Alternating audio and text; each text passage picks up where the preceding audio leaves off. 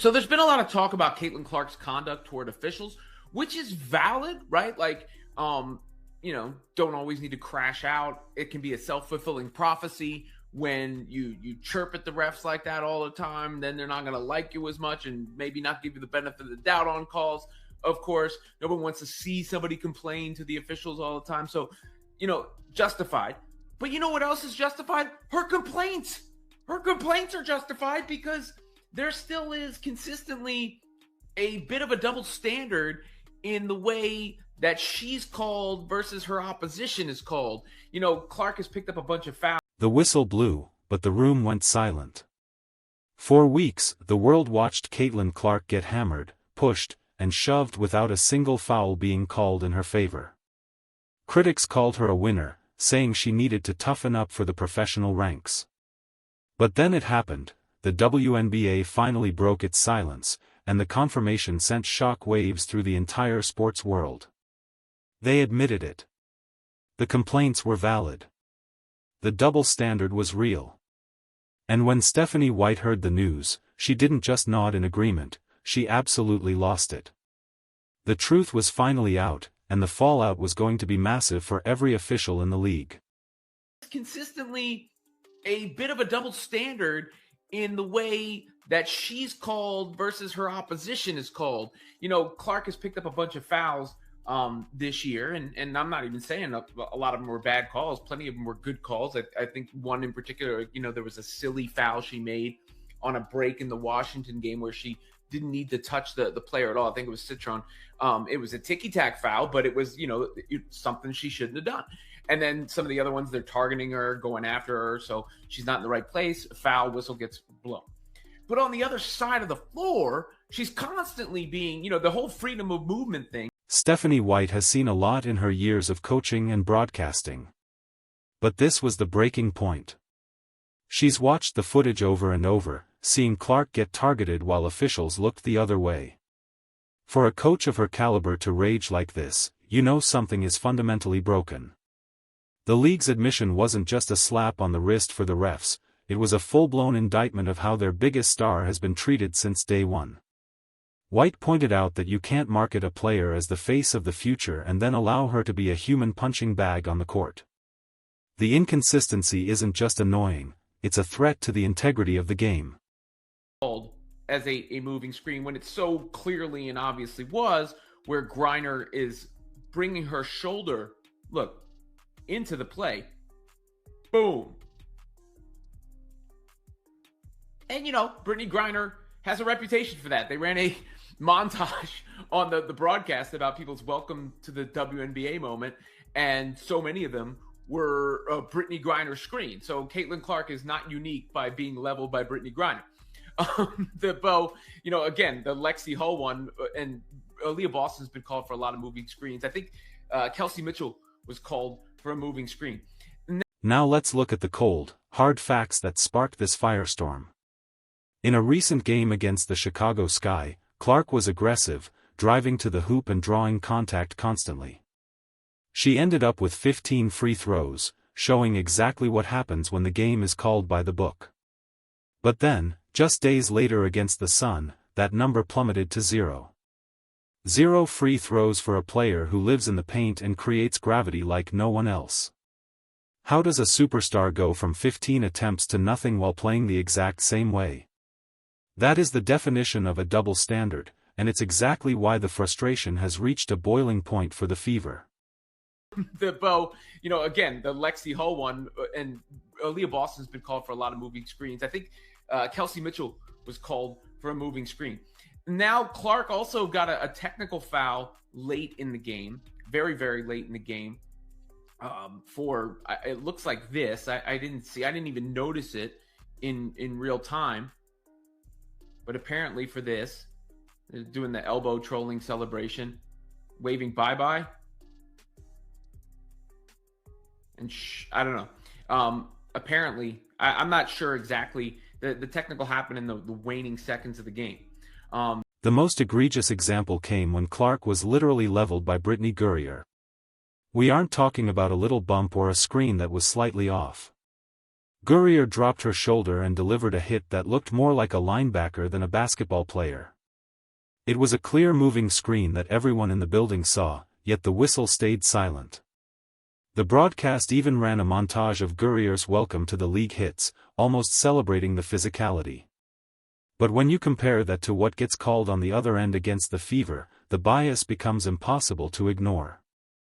It's not just physical play, it's a completely different set of rules for Clark's opponents. Sure, exactly. The technical happened in the waning seconds of the game.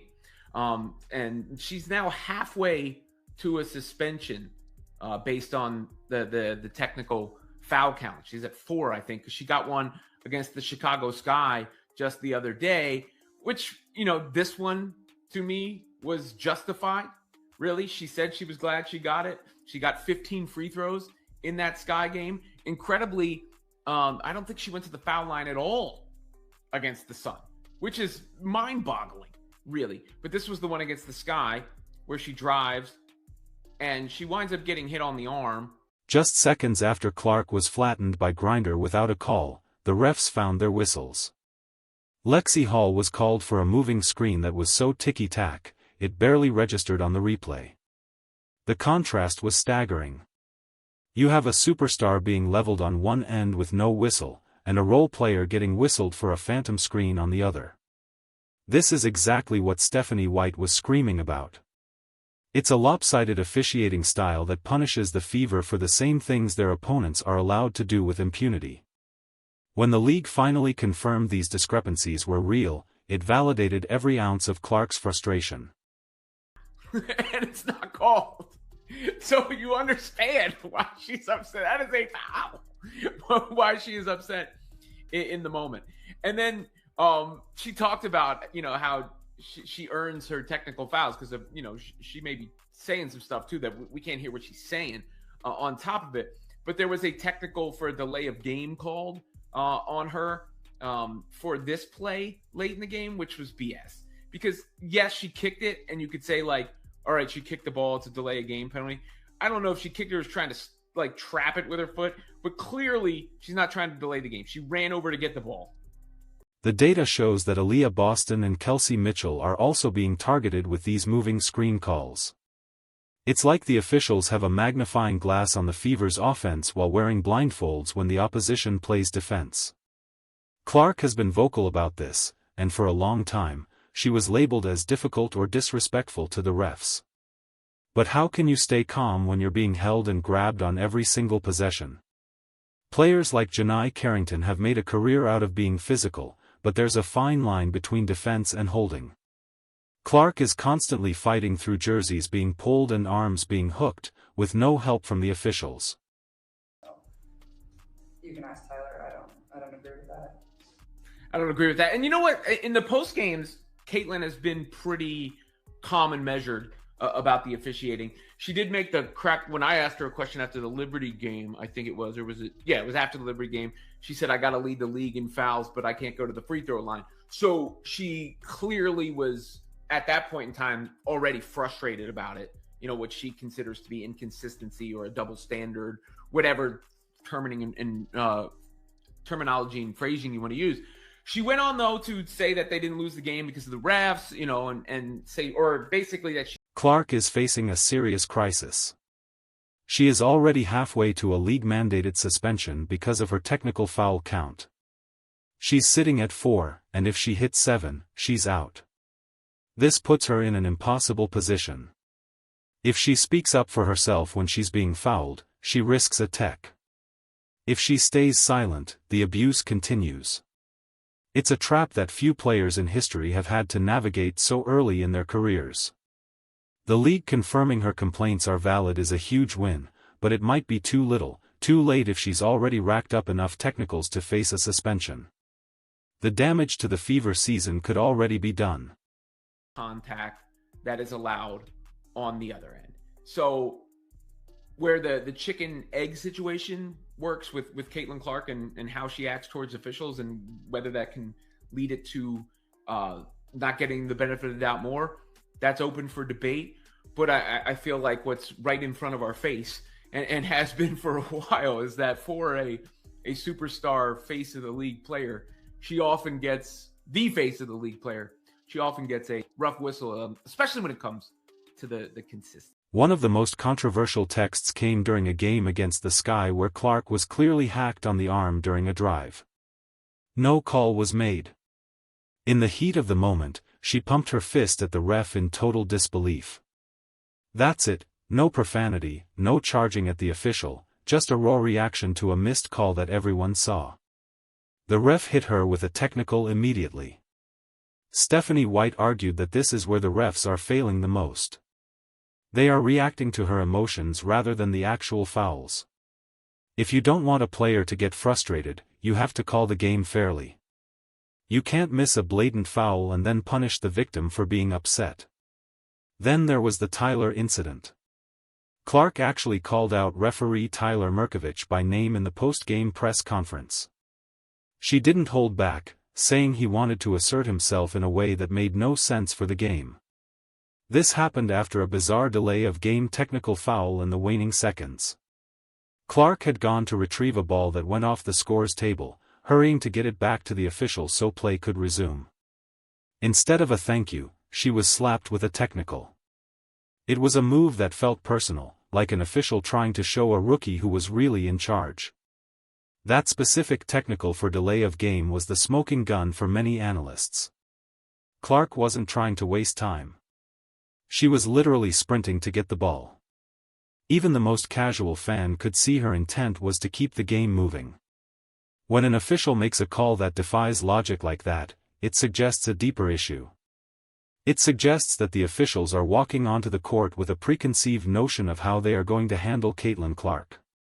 Stephanie White's rage stems from this exact idea, that the refs are officiating the person, not the play. And when the league confirms the complaints are valid, they are admitting that this bias exists. Clark's own words have been surprisingly measured despite the chaos. After the Liberty game, she made a sharp comment noting that she leads the league in fouls but can't seem to get to the free throw line. It was a calculated jab that highlighted the statistical anomaly of her season. She's one of the most aggressive players in the league, yet her whistle is non-existent compared to other stars. She's been careful to say they didn't lose because of the refs, showing a level of maturity that her critics ignore. But her patience is clearly wearing thin, and who could blame her? She's playing against two teams every night, the opposition and the officials. The league has a history of welcoming rookies with physical play, but what Clark is experiencing is on a different level. It's not just a rite of passage, it's a scouting report. Opposing coaches are literally telling their players to get in her space and see what you can get away with because the refs have established that they won't blow the whistle for contact against Clark. It has become a green light for defenders to play dirty. This isn't just about basketball anymore. It's about player safety. If the league allows this to continue, it's only a matter of time before a hard screen or an aggressive hold leads to a significant injury. Stephanie White's defense of Clark is so important because she understands the chicken or the egg situation. Does Clark's chirping lead to fewer calls, or do the missed calls lead to the chirping? The transcript suggests we are well past the point of blaming Clark's attitude. When you have a superstar getting a rough whistle consistently, it creates a self-fulfilling prophecy. The refs don't like being called out, so they tighten the lid on their whistles, which makes the player more frustrated, which leads to more texts. It's a vicious cycle that the WNBA headquarters finally realized they had to intervene in before it spiraled out of control. The confirmation from the WNBA isn't just a small victory, it's a total shift in the narrative. For months, the tough it out crowd has been winning the argument, but now with the league admitting the calls haven't been proportionate, the pressure shifts back to the officials. Every game going forward will be under a microscope. If a ref misses a call on Clark now, they aren't just missing a play, they are defying the league's own findings. This puts Tyler Merkovich and every other official on notice. The days of asserting authority by making nonsensical technical calls are hopefully over, but the damage to the Fever standings is already done. We have to talk about the freedom of movement rules that the WNBA loves to tout. These rules were designed to protect players like Clark, shooters who need space to operate. Yet we see her being grabbed and redirected on almost every perimeter action. The Sun game was a masterclass in how to ignore freedom of movement. Defenders were practically wearing her jersey, and the refs just watched. It's a mockery of the rule book. If the league wants the high-scoring, exciting basketball that Clark provides, they have to actually enforce the rules that allow it to happen. You can't have it both ways. The impact on the Fever's chemistry cannot be overstated. When your leader is being targeted and the refs are penalizing your teammates for minor infractions, it creates a us-against-the-world mentality that can be exhausting. Aaliyah Boston has been a rock, but even she's getting caught in the crossfire of these moving screen calls. It disrupts the flow of the offense and puts the team in foul trouble early, forcing them to play tentatively. It's a ripple effect that starts with the whistle and ends with a loss on the scoreboard. The league's admission is a breath of fresh air for a team that has felt suffocated. Interestingly, Clark has actually given the refs credit in some post-game interviews earlier in the season. She's tried to be the good soldier and play the game the right way. But as the season progressed and the hits got harder, that grace disappeared. It's a natural human reaction. You can only be told to keep playing so many times before you start demanding justice. The fact that she's on a first-name basis with some of these refs suggests there's a lot of dialogue happening on the court that we don't hear. But clearly that dialogue hasn't been effective in getting a fair whistle. What makes this rage from Stephanie White so compelling is that she's calling out the superstar treatment, or lack thereof. Usually the face of the league gets the benefit of the doubt. In the NBA, stars like LeBron or Steph get calls just by breathing. In the WNBA, it seems the opposite is happening. It's almost as if the officials are trying to prove they aren't biased toward Clark by being biased against her. They are so afraid of appearing to give her special treatment that they've swung the pendulum to the extreme of unfairness. It's a bizarre psychological phenomenon that is hurting the product on the floor. The technical foul count is the biggest ticking time bomb in the league right now. If Clark gets suspended for a game because she reached the limit, the backlash will be nuclear. Imagine the highest-rated player in league history being forced to sit out because she reacted to fouls that the league has now admitted were valid. It would be a PR nightmare for the WNBA. They've backed themselves into a corner where they have to address the officiating before the technicals reach that magic number. The confirmation of her complaints is the first step in trying to de-escalate a situation that they helped create. Let's not forget the trolling technical. Clark was hit with a tech late in the game for an elbow celebration and waving bye-bye. While some call it trash talk, others see it as the personality the league desperately needs. To tech a player for showing emotion in a high-stakes moment is the height of no-fun officiating. It's another example of the refs trying to tone down her impact. Stephanie White's point is that the league should be embracing this energy, not stifling it with whistles. The fans aren't tuning in to watch the refs, they are tuning in to see the fire that Clark brings to the court. The scouting reports are out and they are brutal. Players know they can be extra with Clark. They know they can bump her after the whistle or give her a little extra shoulder on a screen until the league starts handing out flagrants or consistent personals for these actions. It will continue. The welcome to the W narrative has become a cover for dirty play, and the league's confirmation is the first time anyone has called it out officially. It's a brave move by the front office, but it's going to take a lot more than a statement to change the culture of how Clark is defended. Moving forward, every Fever game is going to be an experiment in officiating. Will the refs course correct and start giving Clark the calls she earns, or will they double down out of spite? Stephanie White has made it clear that she's watching, and so is the rest of the world. The double standard has been exposed, and the whiner label has been stripped away. What's left is a superstar who has been playing uphill since her first minute on a WNBA court. Justice might be coming, but for Caitlin Clark, it's already been a long, bruising road to get there. Ultimately, this isn't just about one player or one team. It's about how the WNBA handles its own growth. If they want to be a top-tier professional league, they need top-tier officiating that isn't swayed by narratives or personal feelings toward a rookie. The rage we see from experts like Stephanie White is a demand for excellence. Caitlin Clark has done her part by bringing millions of eyes to the sport. Now it's time for the league and its officials to do theirs.